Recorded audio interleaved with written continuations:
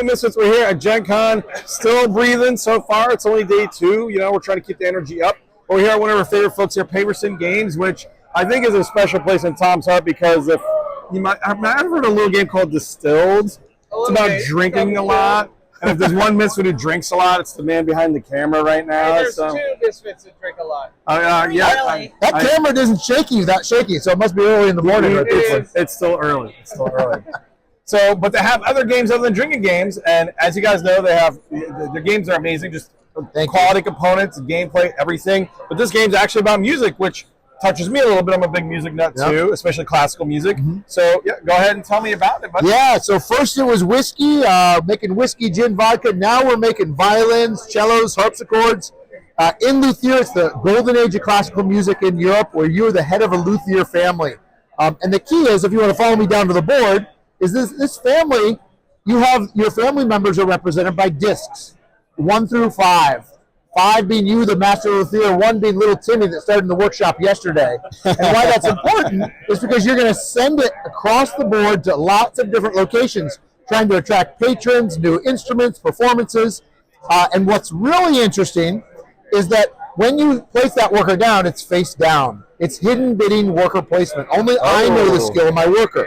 So what happens is we move over to the resolution board and we resolve them and see yellow has a 2, red sent a 1 with an apprentice along with them to boost it to a 2, but green sent a 4, which means they jump to the front of the line. They get first pick, the juicy bonuses, everything else, because they prioritize that location.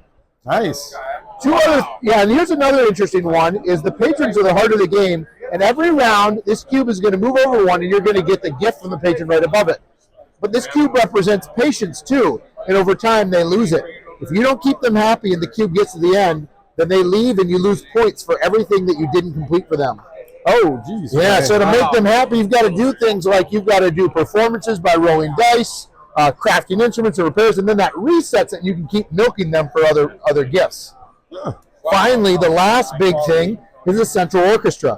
Every time you craft an instrument or do a repair or a performance, it goes in the orchestra, and the instruments hold first chairs for the whole game, and the more first chairs you have at the end of the game, the more points. So it's an area control game as well. Wow. So lots of different things going on in Luthier, a little crunchier than Distilled, a little more complex. Vincent Dutrade is the artist. All the characters, instruments, all historically accurate and researched as well. Yeah, it's a gorgeous, gorgeous game as usual. Like coming from Distilled, it's like can they top it? And honestly, yeah, I'm not saying, I hate to say it, I like the look of this even better than Distilled. It's just a gorgeous, gorgeous artwork, all in line with the classical theming, all the instruments. I like the fact that you blend multiple different genres kind of together in one, which is kind of what I like Distilled. Distilled was a little bit like that, so you had a little bit going on of everything. So I like this. This is kind of almost like what I want to call like a graduate game. It's like you take one genre. Now, the big things people are doing is, combining all the different genres into mini, and then that's exactly what you guys do amazingly well. Thank you. So, yeah, and it's gorgeous, and I love the theme.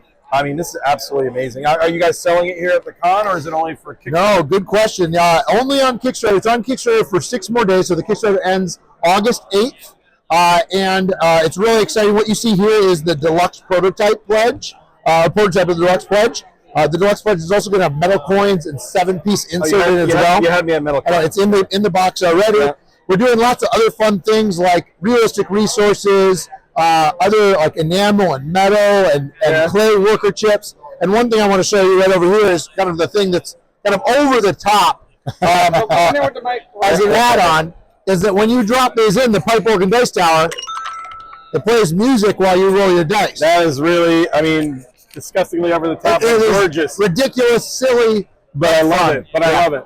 It'll be in my house. Yeah, exactly. Yeah, it's like you cannot not, because it's just that awesome or whatever. Yeah. Guys, check this out. This is amazing. 6 more days on Kickstarter. Paverson Games. Of course, you know that from Distilled, but honestly, I'm really excited about this one, and I love Distilled. This one looks really, really freaking awesome. So, guys, come and check the booth out. You guys are doing demos. People can come by. Yeah, come by. We're over in Hall B as well. They're all sold out, but you can still watch a 4-player game going on, too. Oh, okay. So, do they have this available? Yeah, there's 3 copies over there that are playing. All of them are sold out, but if you wanted to go see how a 4-player game plays out, Go on over. You gonna have more available this weekend, or are they gone? Everything, yeah, everything. A couple hundred seats all sold out within, I think, a couple hours. When they Oh wow, that's a mark of a good game, guys. Yeah.